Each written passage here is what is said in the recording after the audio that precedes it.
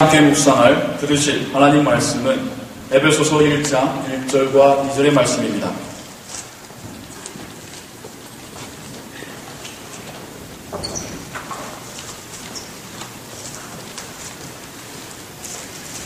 제가 가지고 있는 성경으로는 신약 310페이지에 있습니다. 에베소서 1장 1절과 2절의 말씀입니다.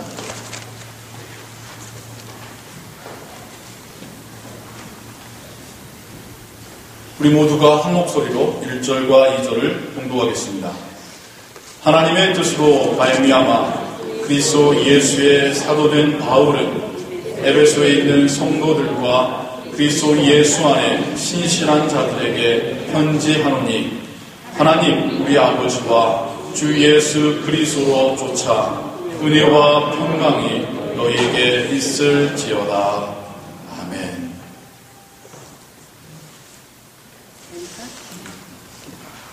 시카고 주변 도시, 인근 위성 도시 중에 마링턴이라는 곳이 있고요.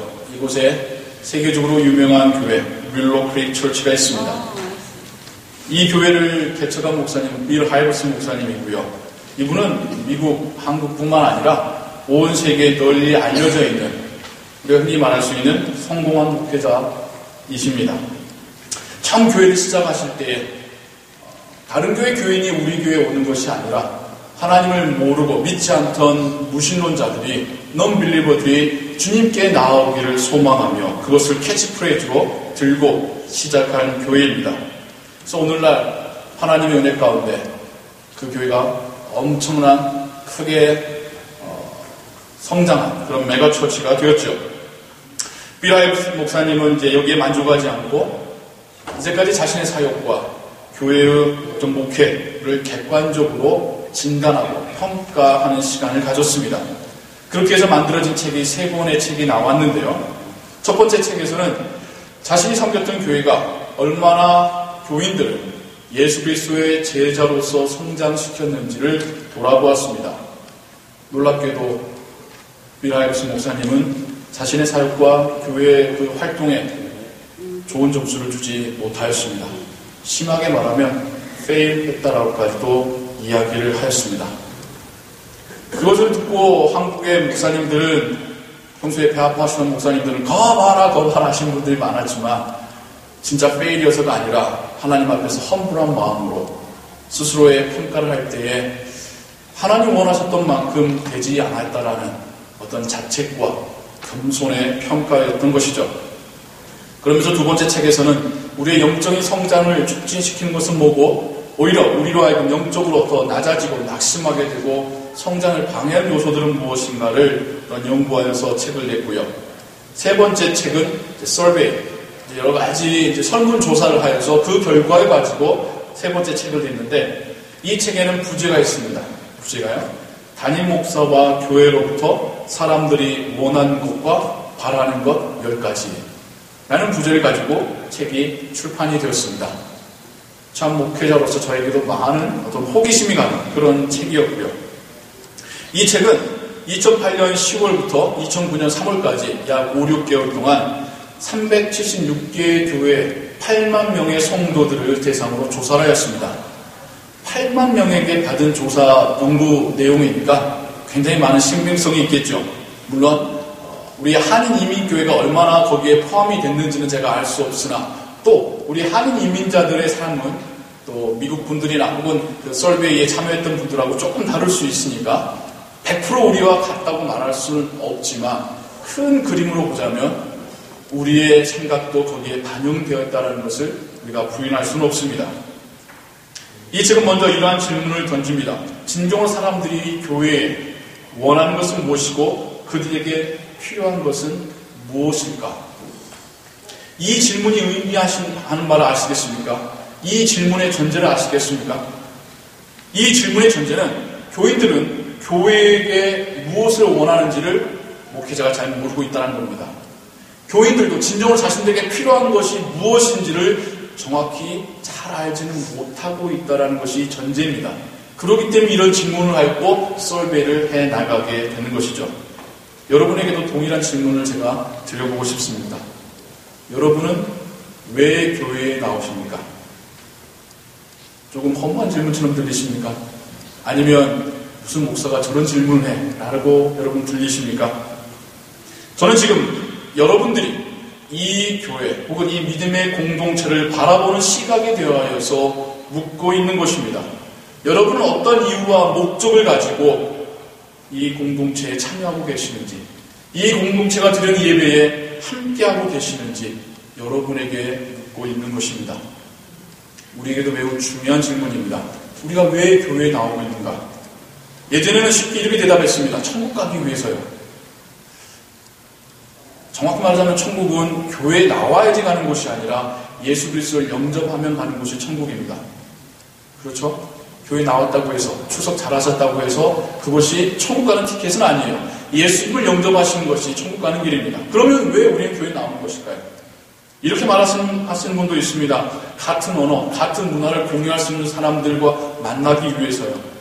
그건 사회적인 이유지 않습니까? 그런 목적은 교회가 아니더라도 컨트리 클럽이나 아니면 한인회 모임 가셔도 충분히 이룰 수 있는 거 아닙니까?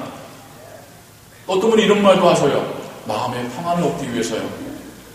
마음의 평안은 굳이 교회가 아니더라도 조용한 음악 틀어놓고 조명을 낮춰놓고 향 틀어놓고 필라테스 하셔도 마음의 평안은 얻을 수 있습니다. 건강해지기 위해서요? 물질의 축복받기 위해서요? 그렇다면 병원으로 가시고 직장으로 가셔야죠. 교회는 잘못 오신 겁니다. 우리는 왜 교회에 나오는 것일까요? 교회에서 예배를 포함한 여러 가지의 활동들, 성경 공부, 기도회 혹은 밖으로 나가는 봉사활동, 거기에 참여하는 이유가 무엇일까요? 여러분은 무엇을 바라시며 그 모임에 참여하고 계십니까? 물론 그런 모임도 다 참여하지 않습니다. 저는 단지 주일 예배만 나오고 있습니다 하신 분들에게도 동일하게 적용될 수 있는 질문입니다. 그분들이 예배 이후에 어떤 활동에도 참여하지 않는 이유는 앞에서 말한 교회를 나오는 이유, 목적을 분명하게 발견하지 못하셨거나 아니면 만족감을 채우지 못하기 때문에 혹은 그런 것에 대한 기대조차도 없기 때문에 혹은 이젠 지쳐서 나가 떨어졌기 때문에 그런 거 아니겠습니까? 이 질문을 처음 접한 저나 다른 목회자들이 생각할 때에 성도님들이 목회자에게 바라는 것은 무엇일까? 그런 질문에 흔히 하는 대답은 굉장히 판에 박힌 대답입니다. 힘찬 설교, 은혜로운 예배, 그리고 신방 가는 것, 교회 행정 잘하는 것을 바랄 거라고 생각을 합니다. 저도 그랬었고요. 그리고 혹 교회는 이 지역사회에 좋은 영향력을 끼치는 것, 그런 대답이 나올 거라고 생각을 했었습니다. 근데 서베이의 결과는 다른 거였습니다. 교인들은 교회로부터 원하는 혹은 목회자로부터 원하는 그 첫 번째 1순위는 영적으로 인도함 받기를 원한다는 겁니다. 영적으로 자라가는 그런 인도함을 받기를 원한다는 겁니다. 도전받기 원한다는 것입니다. 그래서 내가 교회에 나옴으로 인해서 나의 믿음이 커가고 있는 것을 느끼기를 바란다는 거예요. 그 다음 2순위가 소속감입니다.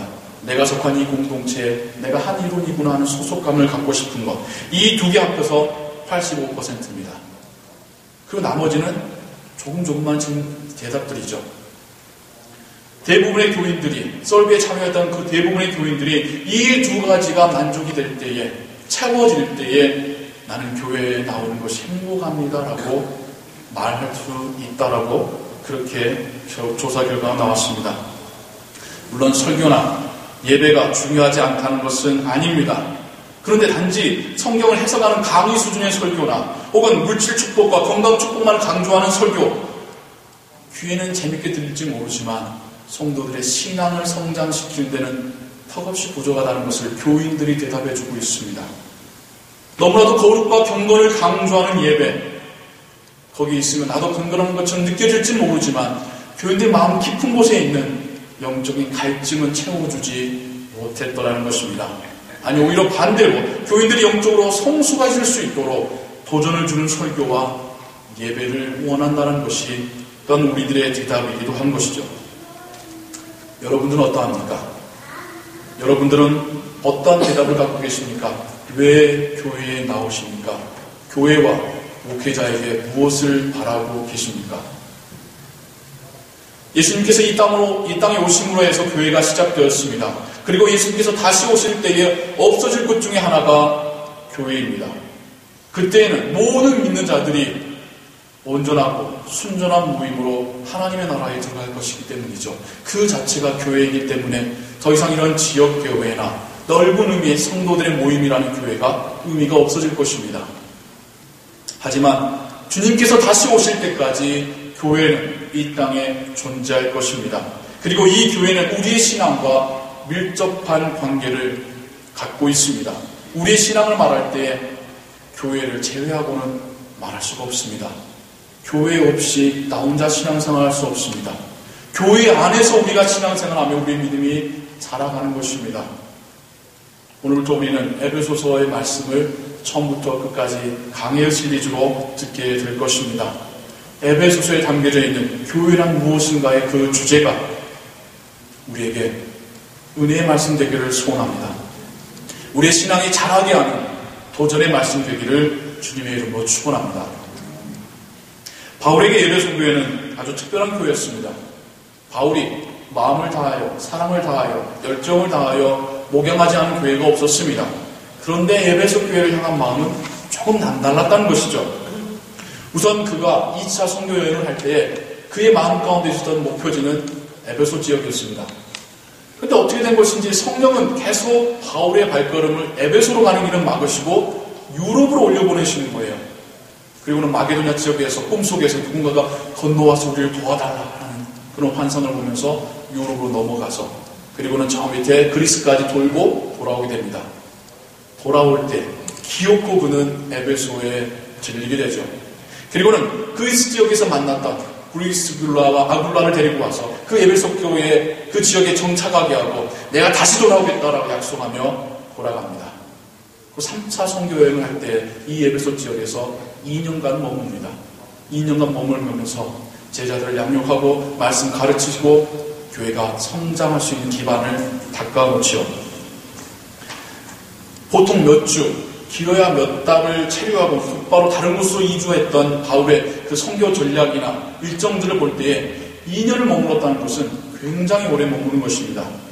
그리고 3차 선교 여행을 마치고 돌아가는 길에도 지나쳤다가 다시 에베소의 장로님들을 불러다가 청하여 만나고 그분들에게 마지막 당부하고 함께 기도하고 울며 인사 나누는 그런 장면이 사도행전에 나오고 있죠. 바울은 왜 그토록 에베소 지역에 이렇게 마음을 쏟고 있는 것일까? 지금 우리가 성경에 보듯이 다시 그곳을 향하여 편지를 쓰고 있을 정도 아닙니까? 에베소 지역이 터키의 중부 지역으로서 혹은 전체 그 로마 지역을 로마의 국토를 생각해 볼 때 중요한 요충지로서 선교적으로 중요한 지역이기도 했겠지만 온갖 우상으로 가득 차여 있는 그곳에 정말 그곳을 향한 안타까운 마음이 있었던 것 아닐까라고 생각해 봅니다. 학자들은 바울이 로마에 옥에 갇혔을 때에 이 에베소서를 썼을 거라고 말합니다. 지금 무슨 말이냐면 얼마 전 3차 선교 여행 때 그렇게 많이 오랜 시간을 두고 만났고 작별 인사했던 그분들에게 다시 로마에까지 와서도 그들을 향하여서 편지를 쓰고 있는 것입니다. 에베소 교인들이 옥에 갇힌 자신의 안부를 걱정할 때 걱정하지 말라 당부하고 위로하고 자신은 괜찮다라고 이야기합니다. 그리고 하나님의 나라에 대하여 예수 그리스도에 대하여 그리고 교회에 대하여 가르치고 있습니다. 그러면서 에베소 교인을 향한 그 편지의 첫머리에 이렇게 말합니다. 하나님의 뜻으로 말미암아 그리스도 예수의 사도된 바울은 에베소에 있는 성도들과 그리스도 예수 안에 신실한 자들에게 편지하노니 바울 자신이 사도임을 그 누구보다도 에베소 교인들이 잘 알고 있습니다. 가장 마지막에 사역했던 교회가 에베소 교회라고 해도 설미 없으니까요. 그럼에도 불구하고 그는 굳이 자신을 하나님께서 보내신 하나님의 뜻대로 된 사도라고 하며 편지를 시작하고 있습니다. 바울은 자신이 사도임을 분명하게 인식하고 있다는 것이죠. 혹은 사도로서의 사역, 이것을 한순간도 잊지 않고 있다는, 옥에 갇혀있을 때라도 이것을 잊지 않고 있다는 것을 우리에게 말해주고 있습니다. 사도라는 의미가 뭘까요? 사도는 보내심을 받은다는 의미입니다. 어떤 놀라운 능력을 행하는 자라는 의미가 아니고요. 하나님과 인간들 중간에 있는 중개자라는 의미도 아닙니다. 사도가 의미하는 원래 의미는 보내진 자라는 말입니다. 하나님께서 보냈다라는 의미입니다. 하나님께서 특별한 말씀을 그 입에 담아서 보낸 자라는 것이 바로 사도라는 것입니다. 바울은 옥에 갇혀 있는 지금도, 멀리 떨어져 있는 지금도 나는 여러분들에게 보내진 자입니다.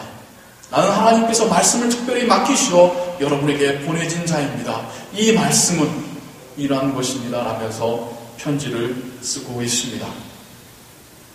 그러면서 편지를 받는 그들을 향하여 바울이 어떻게 말하냐면요, 에베소에 있는 성도들과 그리스도 예수 안에 신실한 자들이라고 부르고 있습니다. 여러분, 우리가 오해하면 안 될 것이 두 부류의 사람들, 에베소의 성도들과 신실한 자들에게 편지 보냈다는 것이 아니라 이 두 부류가 한 교회를 말하고 있습니다. 에베소의 성도들 그리고 예수 그리스도의 신실한 여러분들에게 제가 편지합니다라고 이야기하는 것이죠. 성도라는 단어가 나옵니다. 우리 사도신경에도 성도라는 단어가 나오죠. 세인트. 우리 성도라고 이해하시면 이제 흔히 캐톨릭에서 말하는 그런 성자의 개념을 우리가 생각하기가 쉽습니다. 그런데 이 성도라는 개념, 세인트라는 개념은 구약에서 나왔는데요. 하나님께서 이스라엘 민족을 다른 민족으로부터 구별해내실 때에 이 단어가 나옵니다. 즉, 달라서가 아니라, 특출나서가 아니라 하나님께서 구별해냈기 때문에, 떼어냈기 때문에, 너는 내 백성이었기 때문에 불렀던, 구분했다는 의미가 거룩함의 의미하고 똑같은 단어로 쓰입니다. 그러면서 세인트가 된 겁니다. 즉, 거룩한 자, 능력 있는 자라는 의미가 아니라 하나님에 의하여서 구별된 자, 예수 그리스도를 믿음으로 인하여 세상과는 구별된 자라는 의미가 바로 이 성도의 의미입니다. 바울은 에베소의 교인들 향하여 구별된 자라고 부르고 있는 것입니다. 복음을 인하여서 세상 사람들과는 조금 다른 사람들이 바로 성도들이고 교인들이겠죠. 예수님을 믿었다고 하면서도 세상 사람들과 무신론자들과 넌 크리스찬들과 다를 바 전혀 없다고 한다면 우린 성도라고 교인이라고 부르기야 부끄럽겠죠. 복음으로 인하여서 주님으로 인하여서 뭔가는 다른 사람이 교인이고 성도이지 않겠습니까? 여러분, 전 여러분에게 묻고 싶습니다. 자신을 가리켜 스스로 성도라고 말씀하실 수 있으십니까? 하나님이 우리를 보시며 세상과는 구별되었다라고 평가하실 거라고 생각하십니까? 우리의 주변의 사람들이 우리를 보면서 그래 예수님 때문에 조금은 다른 사람이야 라면서 평가해주고 있습니까? 그렇다면 우리도 성도라 불릴 자격이 있죠. 교회는 이렇게 예수님으로 인하여서 세상 사람들과는 다른 사람들이 모인 곳이 교회입니다. 그러기에 교회 나오는 우리들도 혹은 교회 나오지 않는 세상 사람들조차도 교회를 바라보며 교회에 대하여 평가할 때 그래도 뭔가는 다른 곳이라고 이야기하는 것, 뭔가는 다르겠지라고 기대하는 것, 그게 교회 아니겠습니까? 그런데 그런 교회가 세상의 집단들하고 똑같다면, 아니 어떨 때는 더 부끄럽다고 한다면 그건 우리는 하나님의 영광 가리우는 것이라는 것을 우리는 잊지 말아야 할 것입니다. 사도 바울은 편지의 첫머리에서 성도란 구별된 자들이라는 것을 말하고 있습니다. 에베소 교인들을 향하여서 당신들이 하나님의 자녀인 이유는, 당신들이 교회라는 이유로 모일 수 있는 이유는 세상 사람들과는 다르기 때문입니다라고 이야기하고 있는 것입니다. 그러면서 또한 바울은 그들에게 이렇게 말합니다. 하나님 우리 아버지와 주 예수 그리스도로조차 은혜와 평강이 너희에게 있을지어다. 은혜와 평강으로 축복하며 편지를 시작합니다. 이 두 개의 단어, 우리 교회를 좀 다니신 분들이면 우리에게 너무나도 익숙한 단어들이죠. 너무나도 쉬운 단어들입니다. 너무나도 잘 알고 있다고 생각하는 이 단어들이 결코 쉬운 단어가 아니고요. 결코 작은 의미의 단어들이 아닙니다. 얼마나 많은 의미들을 포함하고 있는지 모릅니다. 제가 좋아하고 존경하는, 지금 살아계시지 않지만 마틴 로이드 존스 목사님이나 제임스 몽고메리 보이스 목사님 같은 경우에는 이 은혜와 평강이라는 표현에서 설명하기를 은혜는 우리의 신앙이 시작하게 된 원인이라고 말합니다. 하나님께서 우리에게 은혜 베푸심으로 인하여 우리가 하나님을 인지하고 그분을 섬기는 신앙생활이 시작되었다고 이야기합니다. 평안은 그 신앙생활로 인하여 우리가 누리는 열매라고 이야기합니다. 하나님의 은혜로 우리가 세상 사람들과는 구별된 사람들이 되었습니다. 이렇게 세상과 구별되게 사는 우리에게 하나님은 평안이라는 그런 열매를, 축복을 주신다라는 것이죠. 여러분, 우리는 둘째치더라도 평화가 진실로 우리 가운데 있습니까? 우리 바울을 처지를 한번 볼까요? 바울이 정말 평안에 대하여, 피스에 대하여 말할 수 있는 처지입니까? 옥에 갇혀있는 그가요. 가장 잔혹하다는 그 지하 감옥에 갇혀있는 바울이 평안을 이야기할 수 있는 처지입니까? 아니면 에베소 교인들이 평안을 이야기할 수 있는 처지입니까? 온갖 우상으로 넘쳐나는 그 도시가, 제가 작년 6월에 터키에 방문할 수 있는 은혜로운 기회가 있었습니다. 그때 에베소 지역을 탐방할 때에 그 중심, 우리 식으로 하자면 메인 스트리트를 걷는데요. 한 블록도 아니죠. 한 건물 한 건물 넘어서 계속해서 신전이, 여러 종류의 신들이 새겨져 있고 그 상이 세워져 있는 것을 보았습니다. 신들로 가득 찬 경기장에서도 이런 세상적인 그런 경기와 세상적인 연극이 넘쳐났던, 도서관에서도 세상적인 학문만은 넘쳐났던 그 에베소 지역에 있었던 교인들이 과연 평안하다고 말할 수 있을까요? 오늘날 우리도 마찬가지입니다. 오늘날 우리도 특별히 이민자들, 먹고 사는 문제가 급급한 사람들이 우리들 아닙니까? 경쟁관계에 살고 있는 사람들이 바로 우리 아닙니까? 세상의 가르침이 범람하고 하나님은 없다고 가르치는 세상에 살고 있는 사람들이 바로 우리 아닙니까? 그러나 우리에게도 평화가 넘친다고 말할 수 있을까요? 성경은 예라고 대답하고 있습니다. 성경은 그렇다라고 우리에게 말씀하고 있습니다. 하나님께서 주시는 은혜와 평안은 세상의 기준과 다르기 때문이라고 또한 말씀하고 있습니다. 하나님께서 주시는 은혜와 평안은 세상으로부터 위협받을 수도 없고 세상으로 인하여 희석되지도 않는다라고 우리에게 말씀하고 있습니다. 교회와 성도는 세상 사람들과 구별된 사람들입니다. 우리의 성도들은 이러한 은혜와 평안을 누리며 사는 사람들입니다. 주님에 대한 신실한 믿음, 하나님으로 인하여 평안을 누리고 사는 사람들이 성도이고, 이 성도가 모인 곳이 바로 교회입니다. 우리는 주님과 함께 배를 타고 있는 제자들과 같습니다. 주님과 함께 한 배를 타고 가고 있는데도 거센 바람과 파도가 그 배를 전복시킬 것 같이 달려든 그 세상에 우리는 살고 있습니다. 하지만 우리에게는 주님이 함께 계시기에 이 배가 항구에 도착할 것을 믿는 믿음이 있습니다. 우리에게는 주님이 계시기에 우리를 도와달라고 간구할 수 있는 주님이 우리에게 있습니다. 이것이 제자의 삶입니다.